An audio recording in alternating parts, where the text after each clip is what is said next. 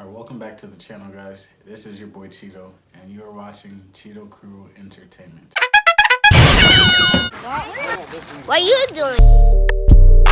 What you doing? You're holding the camera? What you doing? You're holding the camera? You're holding the camera? You're holding the camera?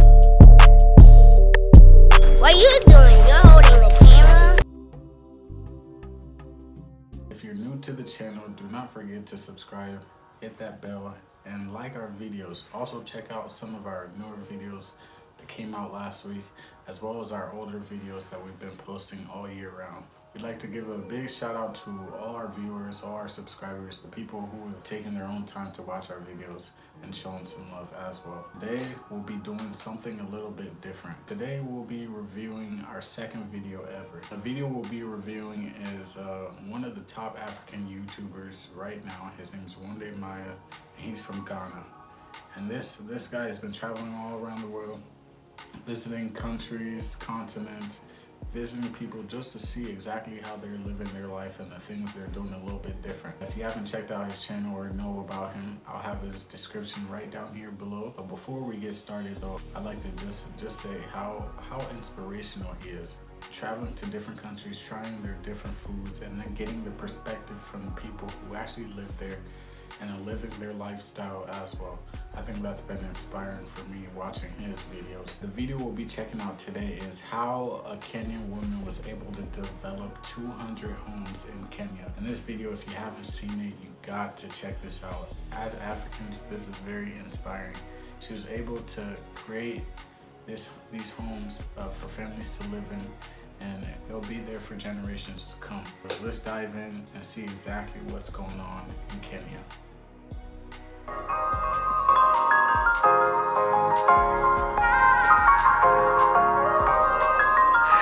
This estate you see right now represent the Africa that you don't see on TV.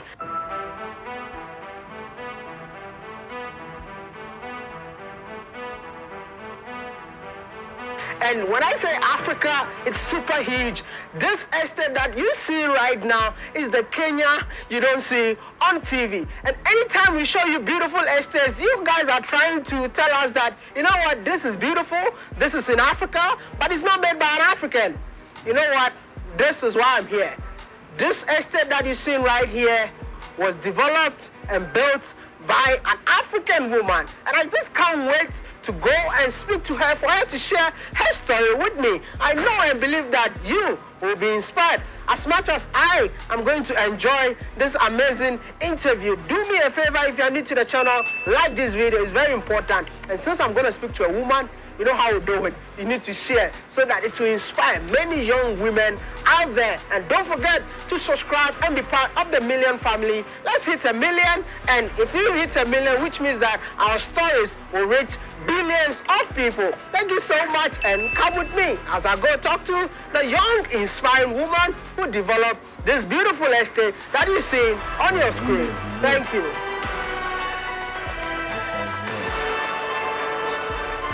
This is the type of Leah, I want to know, how do you feel anytime you come in here? My eyes are filled with tears. I remember the journey where it started, from the dream, from the tears, the heartache, the doubts. Is it ever going to be achieved?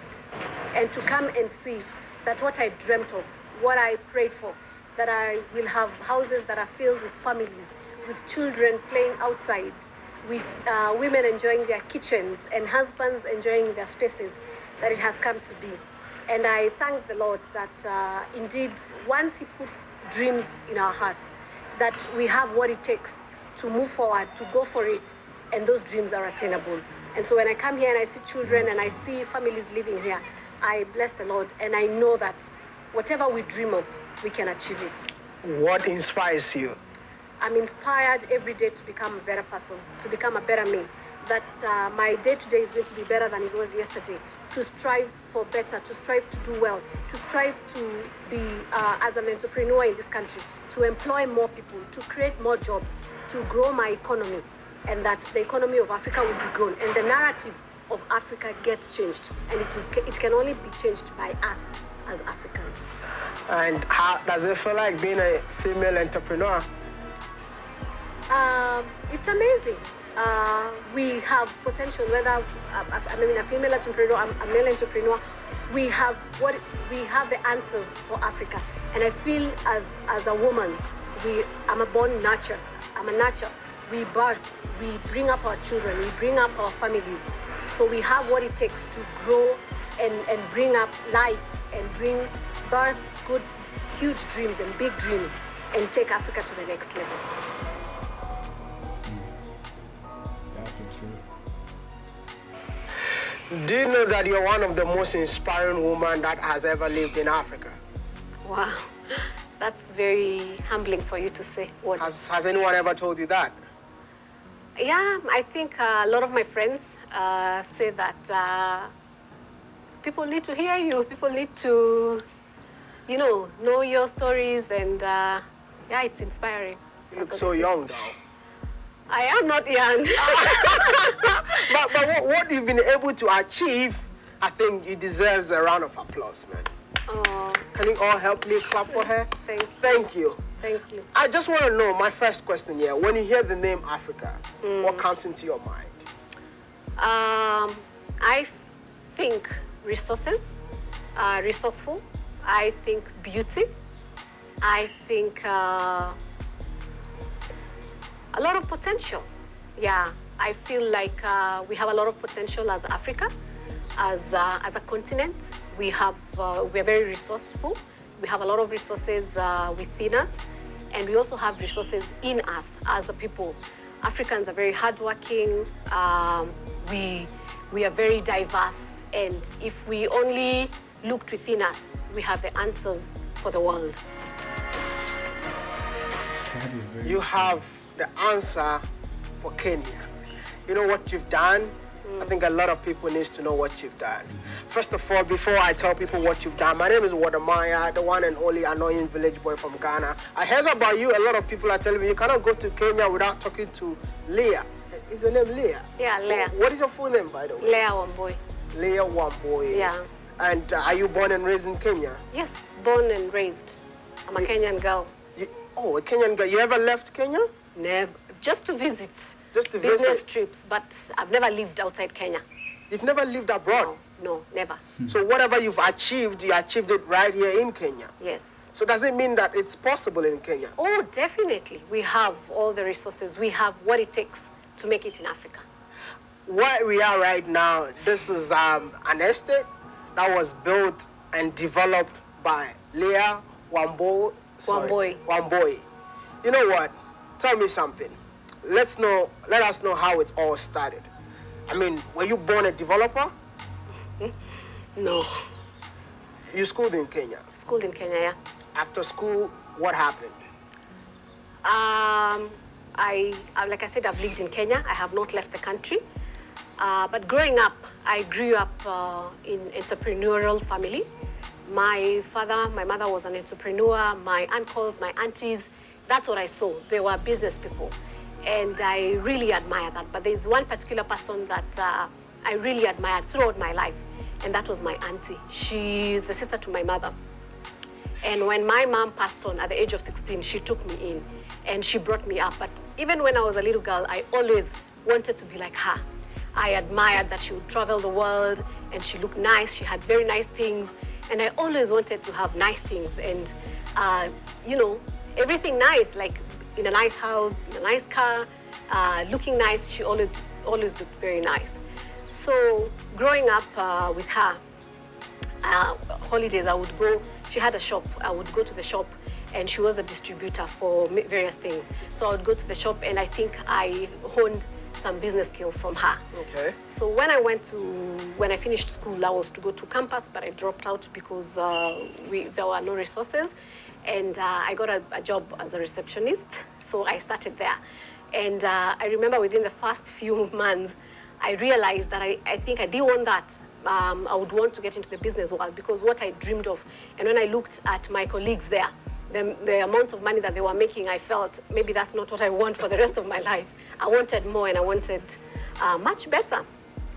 So I talked to my auntie. I said I would want to start out something like what she was doing in Mombasa. I would want to start it in Nairobi, but the amount of money that she could get was only enough to go start out somewhere in a small town in Kiambu, just outside of Nairobi. So I went to Kiambu and started wines and spirit shop. And so I would try and sell as much as I can, but business was not picking up. And I joined a lot of women group. We call them chamas in Kenya. So I joined a lot of chamas where you do table banking, you do your savings, then you lend money like that. And so one particular time, I got to be able to borrow 100,000 shillings. And I overheard some of my chama people say that somebody had borrowed the money and bought a car. I asked, how much does a car cost? And they said, he bought it for 140,000. I said, okay, when I borrow my money, I want you to take me to go buy a car. What? Yeah, so I went, when my money got out, I went and we bought a car. I added 40,000 and we bought a car for 140. And when I drove that car home, I told myself, oh my goodness, this car has to make money for me. Because I was 24 and I thought I gotta do something. And I was always very hungry.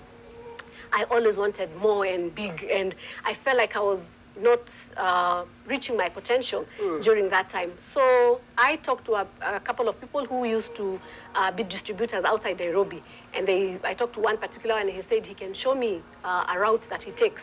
So I went with him, and he took me around the route, and when I came back, I said, I think I can also do it. So I came back. I didn't have money to buy stocks. So I took them on credit, and I told the lady who was giving me, I told her, I'll pay you when I come back. So she gave me the stocks, I put it in my car, and I got somebody who just showed up at my shop and said, I can take you, we go around and try and sell. I said, okay, fine, let's go.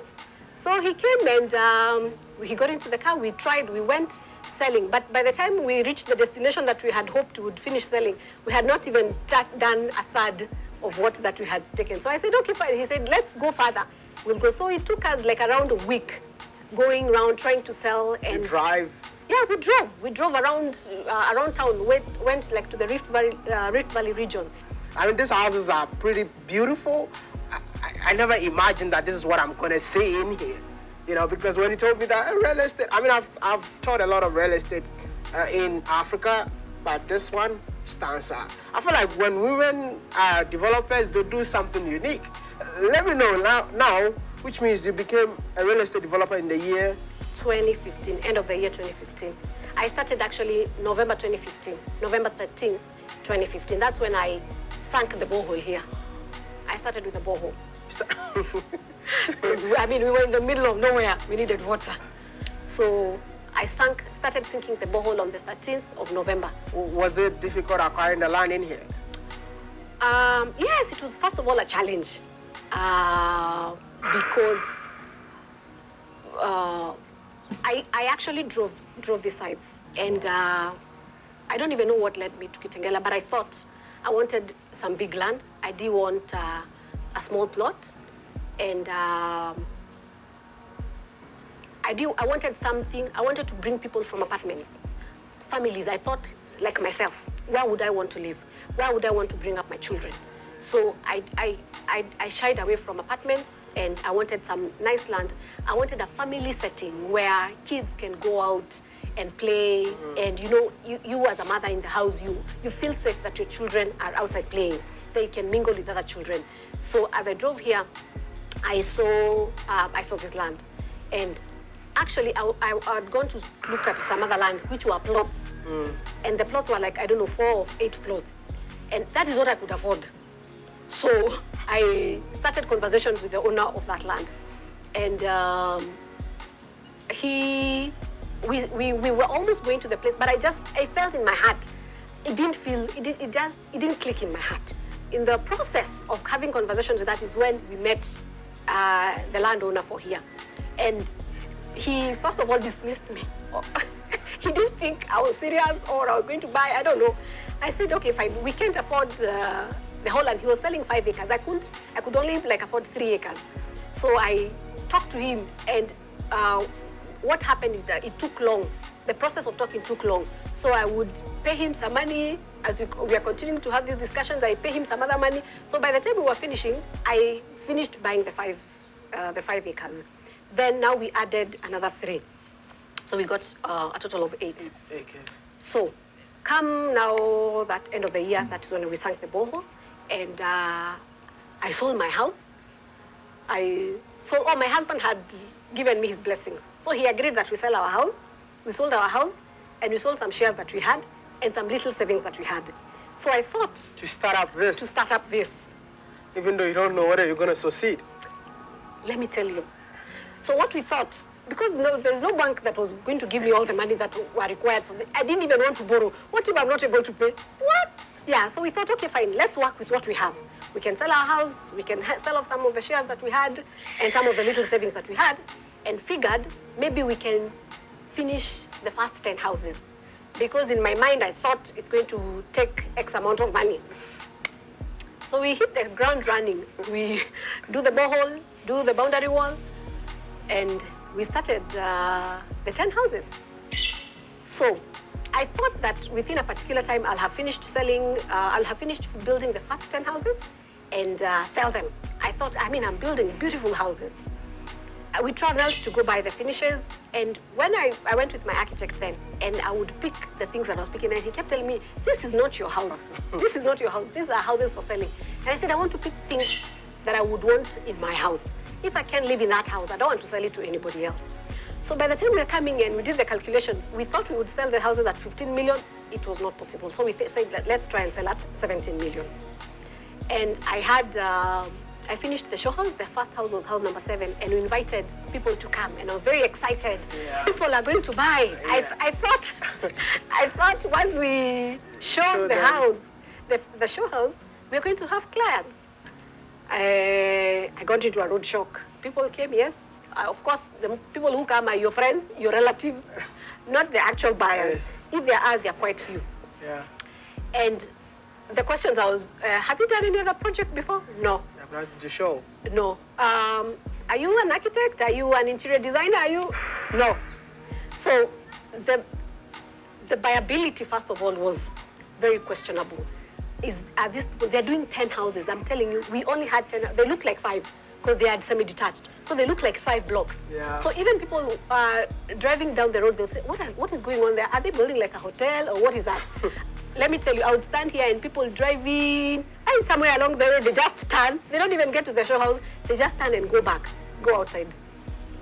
So in the first year, the 2016 year, we did not even finish building the first 10 houses. You didn't finish? The money got finished. We have not finished building. We don't have any money. And we have not sold any houses. Stress checked in. Serious stress. I have a contractor on site. I have workers. I cannot afford to pay him. I cannot afford even to pay my own workers, people that I've employed directly. Every Sunday I would go to the altar and pray, please God, please God. Now, when I called people to the open day to come and see, Yeah. they kept saying, these houses are beautiful, but this is the wrong location. It can be done. You can sell a house in Kitengela for 17 million. It's a very beautiful house, but who's going to buy a house for 17 million in Kitengela? No, it can be done. I remember I met a friend of mine who had come. We met at a mall. And he said, oh, Leah, I was actually wanting to see you. I said, okay, how are you? Thank you for coming. He said, yes, you have done a good job. The house is beautiful. But we're just worried. Who's going to buy a 17 million house in Kitengela? I said, I'm going to sell. Oh. I said, I'm daring God. I told her, I'm daring God.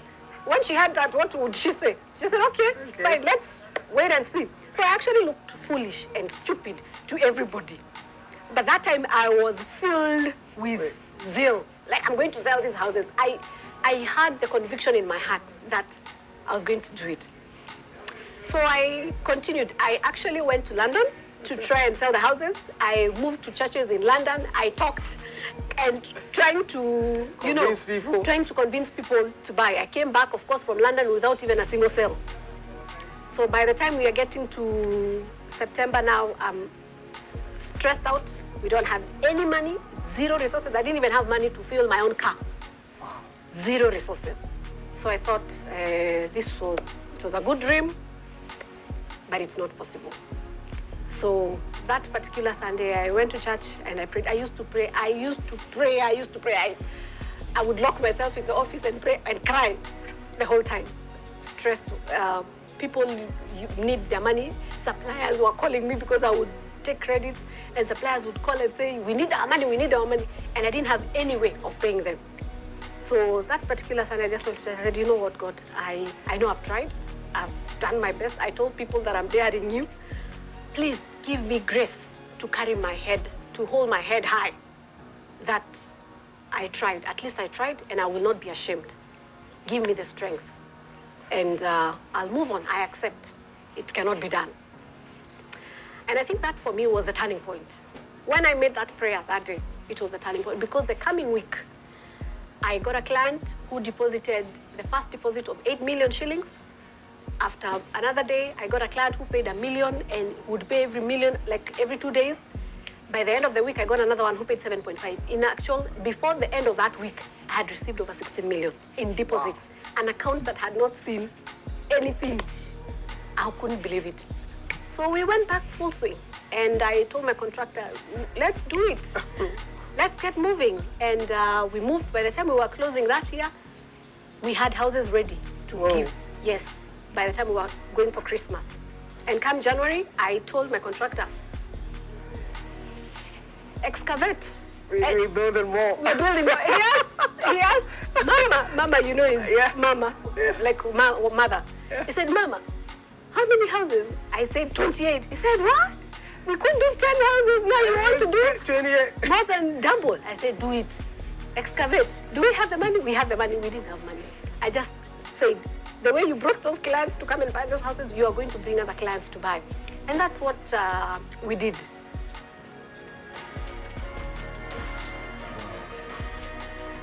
So how many units did you build in here? 78. 78. We build them in phases. The first, we built 10. Then the second, we built 28. And then the third, we built 40. And all of them are sold out right now? Yeah, we thank God. We've sold them all out. I'm currently working with a billionaire. It's expensive to do such a project. But was it really worth it? Is it worth it? I actually really asked myself that question a lot of times because this was a project that we got to learn a lot.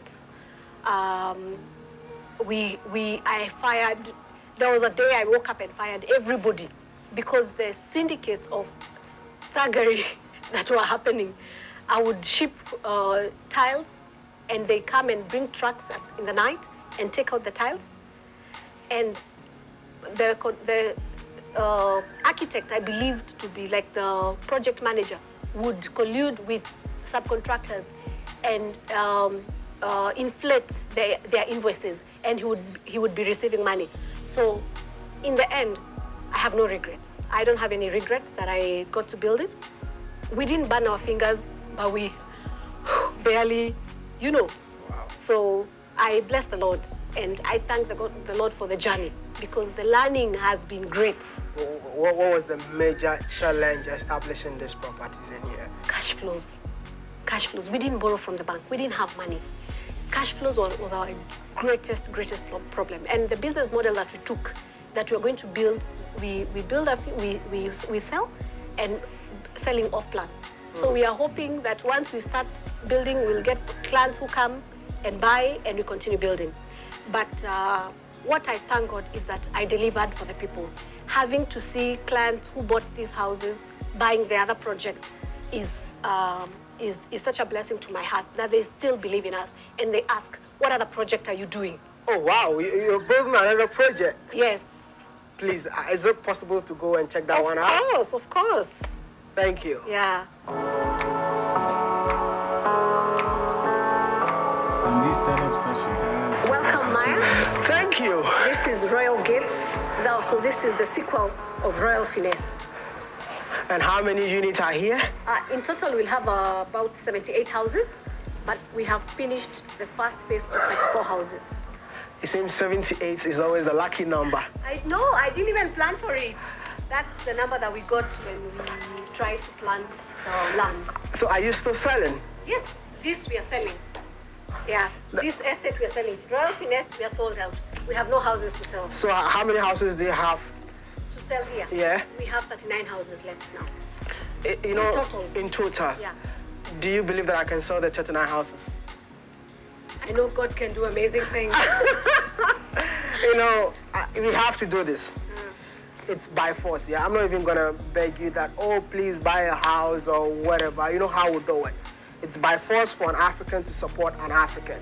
If an African woman is doing something, you know that African women really know how to, take care of things. They nurture.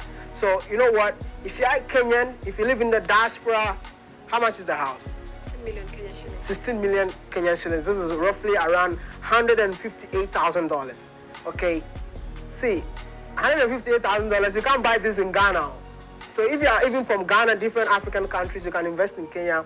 Buy one of these houses today. Please let them know. Let me know if they finish buying the house. I just need 39 people, but I know 60 people are going to come. But get the people who have the money.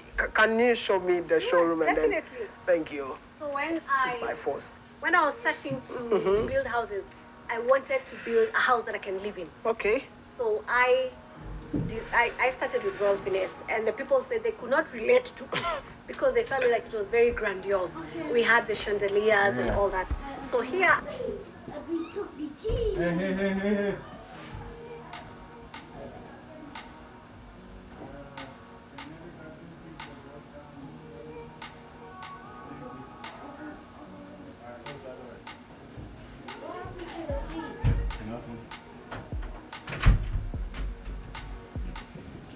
All right.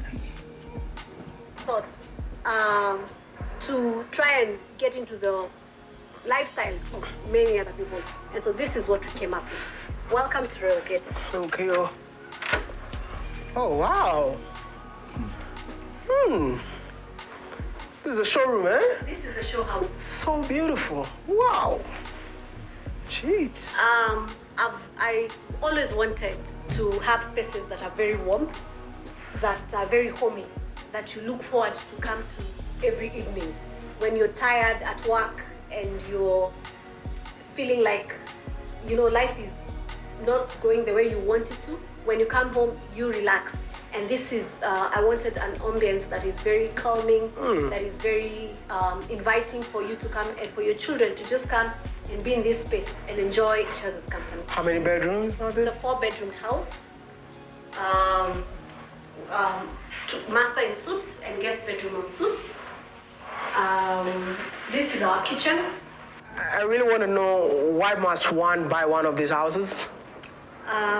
I feel every space is very well thought out. The lounge, the bathrooms, the bedrooms, all of them. Because when I get to build, I build as if I'm going to live in that house. And I try to put my shoes into the person living in that house and to try and think through every space. And what are the most important things for me when I go into a house? I want to go to a house that I won't have to change anything. I don't want to change the doors. I don't want to change the kitchen, the tiles. I don't want to change anything. And so when I get to buy the finishes that I'm buying for them, I try to get as much, the best quality for that price, for the price that I can achieve. My objective is to build a house that is going to impress you so much that when you hear your sister or your brother or your colleague looking for a house, you're going to recommend Sherry's Properties. Go with Leah. Whatever houses she's building, you buy. And that is how, by God's grace, we've been able to get buyers from Royal Finance buying here and even asking if they maybe are not able to afford this house, asking what cheaper option are you coming up with next? We want to invest in you. We want to buy your properties. And that is what makes the difference for us. I just want to say congratulations.